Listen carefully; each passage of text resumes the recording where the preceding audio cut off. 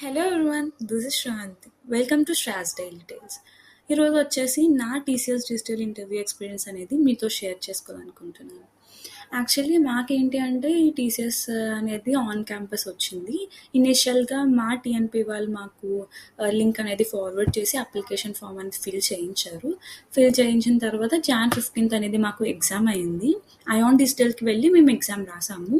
Exam రాసిన 1 monthకి మాకు approximately 15th అలాగా రిజల్ట్స్ వచ్చాయి. అండ్ ఇదేంటంటే మాది ఆన్ క్యాంపస్ కాబట్టి పోర్టల్లో అయితే ఇంకా అప్డేట్ అవ్వలేదు. బట్ మా టీఎన్పీ వాళ్ళైతే మాకు ఒక గ్రూప్ అనేది ఉంటుంది.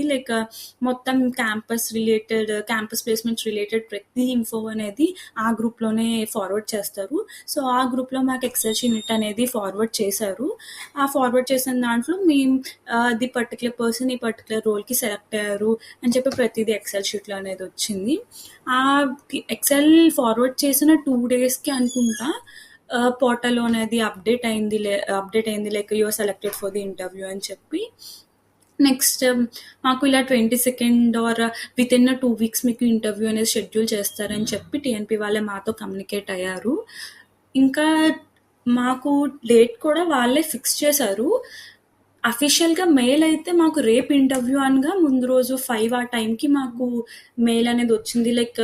22nd మీకు 22nd మీకు ఇంటర్వ్యూ అనేది షెడ్యూల్ చేశాము. మీరు పక్కాగా కొన్ని ఈ డాక్యుమెంట్స్ తీసుకురావాలని చెప్పి కొన్ని డాక్యుమెంట్స్ అనేవి అయితే మెన్షన్ చేశారు. అవి మేము మీతో షేర్ చేస్తాను. అండ్ నా ఇంటర్వ్యూ వచ్చేసి డ్యూరేషన్ 35 minutes to 40 minutes అయింది. ఇంటర్వ్యూ ప్యానెల్లో టెక్నికల్గా మేనేజర్, హెచ్ఆర్ ఈ 3 rounds అనేవి అయితే అయ్యాయి.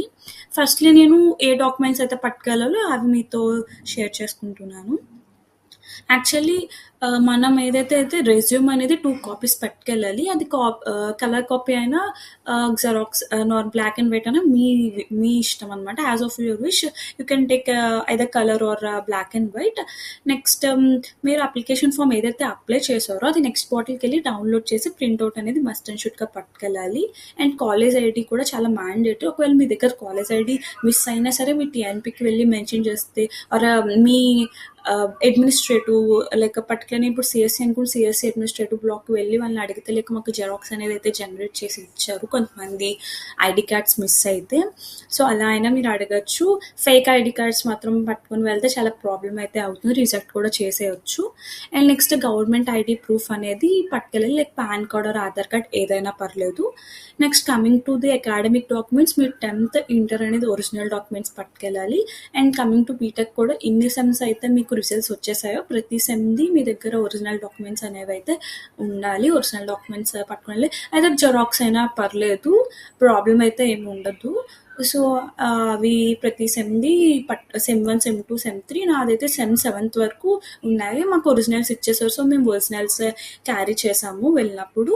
సో ఈ డాక్యుమెంట్స్ అయితే కంపల్సరీగా మీరు వెళ్ళే ముందు పట్టుకెళ్ళాలి. ఫస్ట్ మేము మాకు షెడ్యూల్ ఇచ్చారు.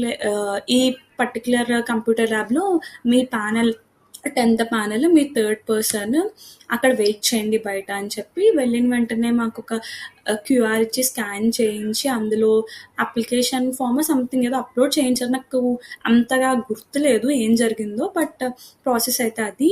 తర్వాత మాకు ఒక డిక్లరేషన్ ఫామ్ ఇచ్చి నైట్ షిఫ్ట్స్ మేము ఓకే అని చెప్పి కన్ఫర్మేషన్గా సిగ్నేచర్ చేయించుకున్నారు. ఇదేంటంటే ఇంటర్వ్యూ ప్యానెల్ లోపలికి వెళ్ళక ముందు బయట ఉన్నప్పుడు ఇదంతా ప్రాసెస్. అది అయిన వెంటనే లోపలికి వెళ్ళాక రైట్ మోస్ట్ టీఆర్ కూర్చున్నారు, మధ్యలో ఎంఆర్, లెఫ్ట్లో హెచ్ఆర్ కూర్చున్నారు. వెళ్ళాక టీఆర్ నా రెజ్యూమ్ ఒక కాపీ తీసుకున్నారు, ఎంఆర్ ఒక కాపీ తీసుకున్నారు. నెక్స్ట్ టీఆర్ క్వశ్చన్స్ అడగడం స్టార్ట్ చేశారనమాట. ఫస్ట్ క్వశ్చన్ ఏంటి అంటే TR tell me about yourself అని చెప్పి అడిగారు. కొంతమందికి ఏంటి అంటే రెజ్యూమ్లో లేనిది ఏదైనా నీ కోసం చెప్పు అని చెప్పి అలా కూడా అడిగారు. సో మీరు ఈ 2 క్వశ్చన్కి ప్రిపేర్డ్గా ఉండండి, ఏదైనా అడగచ్చు బేస్డ్ ఆన్ యువర్ ప్యానెల్ అనమాట. అండ్ నా ఇంటర్వ్యూ డ్యూరేషన్ 35 minutes అని చెప్పాను కదా, అది ప్యానెల్ బట్టి ఉంటుంది. 10 minutes అయినా అవ్వచ్చు, 15 minutes అయినా అవ్వచ్చు, 20 minutes అవ్వచ్చు, 1 hour అవ్వచ్చు. అది ప్యానెల్ బట్టే ఉంటుంది, మనం చెప్పలేము. ఇంతే డ్యూరేషన్, పర్టికులర్ డ్యూరేషన్ అని అయితే మనం చెప్పలేము. సో డే అంతా అవైలబుల్గా ఉండమని అయితే మాకు మెన్షన్ చేశారు మెయిల్లో. ఇది కూడా ఇంపార్టెంట్ పాయింట్. అండ్ నేను తర్వాత tell me about your self అన్న తర్వాత నేను మొత్తం చెప్పాక అందులో ఏంటంటే నేను ఒక 3 ప్రాజెక్ట్స్ చేస్తే ఓన్లీ నా మెయిన్ ప్రాజెక్ట్ని మాత్రమే మెన్షన్ చేశాను. మీకు ఏదైతే మెయిన్ ప్రాజెక్ట్ ఉందో, ఏదైతే మీకు ప్రాజెక్ట్ మీద ఫుల్ గ్రిప్ ఉందో ఆ ప్రాజెక్ట్ని మాత్రమే మీరు మెన్షన్ చేయండి. ఎందుకంటే కన్ఫర్మ్గా మెన్షన్ చేసిన వాటి మీద వాళ్ళు క్వశ్చన్స్ అయితే అడగడం జరిగింది. నేను మెన్షన్ చేసిన ప్రాజెక్ట్ని ఇంకా కంప్లీట్గా డిస్క్రైబ్ చేయమని చెప్పారు. కంప్లీట్గా డిస్క్రైబ్ చేసిన తర్వాత స్టెప్ బై స్టెప్ దాని మీద నాకు ఒక 2 to 3 క్వశ్చన్స్ అయితే అడిగారు. కొన్ని వాటిలో మీకు కోడ్ కూడా రాయమని చెప్పారు ప్రాజెక్ట్ రిలేటెడ్. సో మీరు ఏమైనా కోడ్ రిలేటెడ్ ప్రాజెక్ట్స్, కోడ్ ఉన్న ప్రాజెక్ట్స్ ఏమైనా ఉంటే ఖచ్చితంగా కోడ్స్ అనేవి చూసుకోండి. ఒకవేళ మీకు రాకపోతే ఆ ప్రాజెక్ట్ని పెట్టకండి, ఎందుకంటే దానివల్ల మీరు రిజెక్ట్ అయ్యే ఛాన్సెస్ చాలా ఎక్కువగా ఉంటుంది. సో మీకు ఏది వస్తే అది మాత్రమే రెజ్యూమ్లో మెన్షన్ చేయండి. నెక్స్ట్ నాకు ఏంటంటే ఊప్స్ కాన్సెప్ట్స్ మీకు ఐడియా ఉంటుంది కదా, జావాలో ఊప్స్ కాన్సెప్ట్స్ అనేవి చాలా ఇంపార్టెంట్ ఏ ఇంటర్వ్యూకి అయినా సరే. సో నాకు ఏంటంటే జావాలో అబ్స్ట్రాక్షన్, ఎన్క్యాప్సులేషన్ కోసం అడిగి వాటి యొక్క మేజర్ డిఫరెన్స్ ఏంటి అని చెప్పి అడిగారు.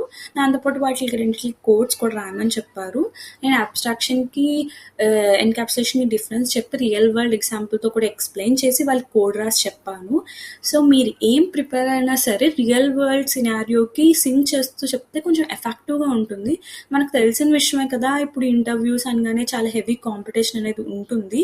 సో ఆ కాంపిటీషన్ని ఓవర్కమ్ చేయాలి అంటే మీరు ప్రతిదీ రియల్ వరల్డ్ ఎగ్జాంపుల్స్తో ఎక్స్ప్రెస్ చేస్తే కొంచెం ఎఫెక్టివ్గా ఉంటుంది. వాళ్ళకి కూడా okay they have a content అని చెప్పి అన్నట్టుగా అనిపిస్తుంది.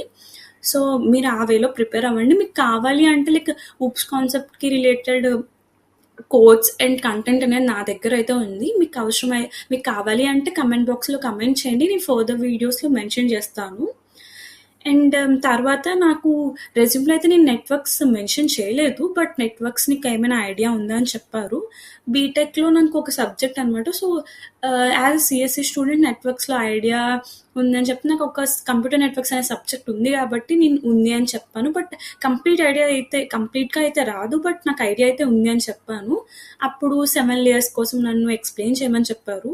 7 layers కోసం డీటెయిల్గా ఎక్స్ప్లెయిన్ చేసి వాట్సాప్ ఎండ్ టు ఎండ్ ఎలా అవుతుందో ఈ 7 layersకి కంపేర్ చేస్తూ నేను ఎక్స్ప్లెయిన్ చేశాను. తర్వాత నాకు ఇప్పుడు వాట్సాప్ మెసేజ్ సెండ్ అవ్వకపోతే ఏ లేయర్లో చెక్ చేసుకుంటావు, వైఫై ల్యాప్టాప్కి డెస్క్టాప్కి కనెక్ట్ అవ్వకపోతే ఏ లేయర్లో చెక్ చేసుకుంటావు, ఇలా పర్టికులర్గా ఆ లేయర్స్ రిలేటెడ్ ఇలాంటి క్వశ్చన్స్ అనేవి అడిగారు. So you prepared with those type of questions also. Next నాకు కొన్ని కోడ్ స్నిపెట్స్ ఇచ్చి ఆ కోడ్ స్నిపెట్స్కి అవుట్పుట్ ఏమొస్తుంది ఏంటి అని చెప్పి అడిగారు. తర్వాత మనకి 2 నెంబర్స్ని స్వాప్ చేయండి without using a third variable in a single line అని చెప్పారు. మనకి మోస్ట్లీ ఇంటర్వ్యూలో ఏంటంటే వితౌట్ అ థర్డ్ వేరియబుల్ అనగానే A = A + B, A = A - B, B = A - B అని చెప్పి రాసేస్తాం కదా. నేను వెంటనే అడగగానే క్వశ్చన్ మొత్తం కంప్లీట్గా వినకుండా రాసేసాను అనమాట. అప్పుడు అతను అన్నారు టీఆర్ ఏమన్నారు అంటే సింగిల్ లైన్ అని మెన్షన్ చేశాను కదమ్మా అన్నారు. నాకు అసలు ఏం స్ట్రైక్ అవ్వలేదు ఆ టైంలో.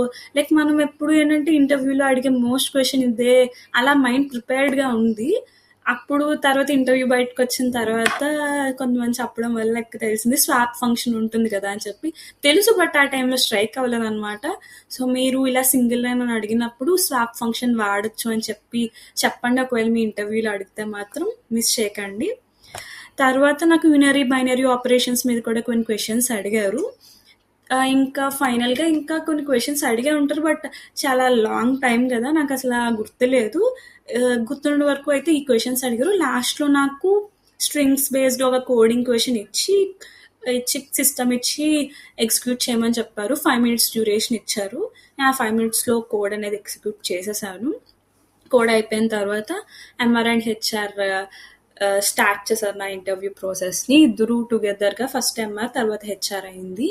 ఎంఆర్ హెచ్ఆర్ ఏమన్నారంటే లైక్ ఫన్ చేశారు కొంచెం, బట్ ఇయర్ ఎక్కువ అడిగేశారు, మేము నేను ఇబ్బంది పెట్టాలనుకోవట్లేదు, అలా కొంచెం సేపు ఫ్రెండ్లీగా మాట్లాడారు.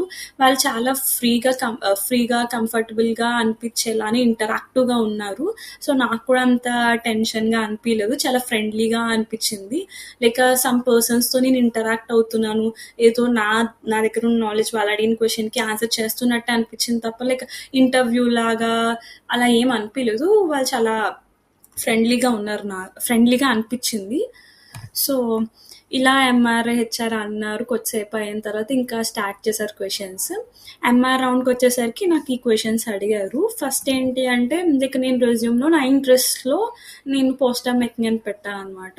సో పోస్టర్ మేకింగ్ అన్నావు కదా, రీసెంట్ పోస్టర్ ఏం చేసావు, దానికోసం డిస్క్రైబ్ చేయు, ఆ పోస్టర్లో కోట్స్ ఏంటి, ఏం కోట్ రాసావు ఏంటి అని చెప్పి సో కంప్లీట్గా నా పోస్టర్ కోసం అడిగారు. నేను ఇంకా వాలంటీర్ అని కూడా మెన్షన్ చేశాను. నువ్వు వాలంటీర్గా ఉన్నప్పుడు నువ్వు ఏ ఈవెంట్స్ పర్ఫామ్ చేసావు, ఏ ఈవెంట్స్ కండక్ట్ చేసావు, ఎలా చేసావు ఏంటి అని చెప్పి ఆ ఈవెంట్స్ అని లిస్ట్ చెప్పమన్నారు. ఈవెంట్స్ చెప్పిన తర్వాత ఆ ఈవెంట్లో ఒక ఈవెంట్ని కొంచెం డిస్క్రైబ్ చేయమన్నారు. సో ఏ క్వశ్చన్ ఏదైనా మనం రెజ్యూమ్లో మెన్షన్ చేసామంటే కంప్లీట్గా మనకి తెలిసి ఉండాలి అండ్ తెలిస్తేనే మనం ఆన్సర్ చేయాలి. ఇప్పుడు నేను సమ్ ర్యాండమ్ ఈవెంట్ చెప్పేస్తే దానికోసం అడిగితే నేను లూప్స్లోకి వెళ్ళిపోతున్నాను. ఇప్పుడు నాకు తెలిసిందైతేనే చెప్పాలి, ఎందుకంటే లేకపోతే ఇక్కడ ఆ పర్టికులర్ ఈవెంట్ కోసం అడిగారు, నాకు తెలియదు, అలా బ్లాంక్గా ఉండే కంటే మనకు తెలిసింది చెప్తే బెటర్ కదా. నెక్స్ట్ ఏమో ఇంకా నా డాక్యుమెంట్స్ అన్ని స్కాన్ చేయడం స్టార్ట్ చేశారు. స్కాన్ చేస్తున్నప్పుడు అప్పుడు 10th 10 పాయింట్స్ వచ్చాయి, ఇంటర్ 9.72 వచ్చింది, బీటెక్ యావరేజ్ మాత్రం 8.72 ఉన్నది. మరి అచీవ్మెంట్స్లో ఏమో ఎంసెట్ ర్యాంక్ 2882 ఉంది. బీటెక్లో ఎందుకు 8.72 వచ్చింది, what's the reason behind it అని చెప్పి అలా అడిగారు. నేను ప్రాక్టికల్ నాలెడ్జ్, థియరటికల్ నాలెడ్జ్ అని చెప్పి, ఇంకా బీటెక్లో ఓన్లీ థియరటికల్ ఉండకూడదు కదా, ప్రాక్టికల్ నాలెడ్జ్ కూడా ఉండాలి, మనం చెప్పేదానితో ఆగిపోకూడదు, అదర్ కోర్సెస్ కూడా నేర్చుకోవాలి, అంతేకాకుండా స్పోర్ట్స్ వేరియస్ ఆర్గనైజేషన్స్లో కూడా వేరియస్ క్లబ్స్లో కూడా యాక్టివ్గా ఉండాలి. సో ఇవన్నీ మేనేజ్ చేసుకున్నప్పుడు ఓవరాల్గా సీజీపీ అనేది తగ్గుతుంది అని చెప్పి అలా ఆన్సర్ చేశాను. మీరు ఎలా అయినా ఆన్సర్ చేయొచ్చు, but should be in a impressive way అనమాట. అండ్ ఫైనల్లీ నాకు టీసీఎస్ సిఇఓ ఎవరు అని చెప్పి అడిగారు. ఇంకా ఒక హ్యూజ్ గ్రూప్ ఆఫ్ పీపుల్ నీకు నువ్వుగా ఎలా చూపించుకుంటావు అని చెప్పారు. ప్రతి క్వశ్చన్కి I try to relate my own experience with that particular question అనమాట. కమింగ్ టు హెచ్ఆర్ రౌండ్లో మీకు అందరికీ తెలిసిన క్వశ్చన్ అనేది, why should we hire you other than other candidates who attended the interview అని చెప్పి అడిగారు. Next most regrettable time in your life or most regrettable moment in your life అని చెప్పి అడిగారు. వాళ్ళు అడిగారు, నేనేమో ఏం ఆన్సర్ చేయలేదు, అలా ఉండిపోతే వాళ్ళే లైక్ ఈ కాలేజ్లో జాయిన్ అవడం అంటావు అని చెప్పి కొంచెం ఫన్ చేశారనమాట. తర్వాత నాకు అసలు ఏం గుర్తు రాలేదు. So I was like I don't have any regrettable moment in my life అని చెప్పి స్కిప్ చేసేసాను ఆ క్వశ్చన్ని. మీకు ఏమైనా ఉంటే ముందుగా ప్రిపేర్డ్గా ఉండండి. నెక్స్ట్ వాళ్ళు అడిగారు like how would you feel if you were rejected అని చెప్పి అడిగారు. ఆ క్వశ్చన్ కూడా మీరు ప్రిపేర్డ్గా ఉండండి. What knowledge you have about TCS కోసం మీకు ఏం తెలుసు అని చెప్పి అడిగారు.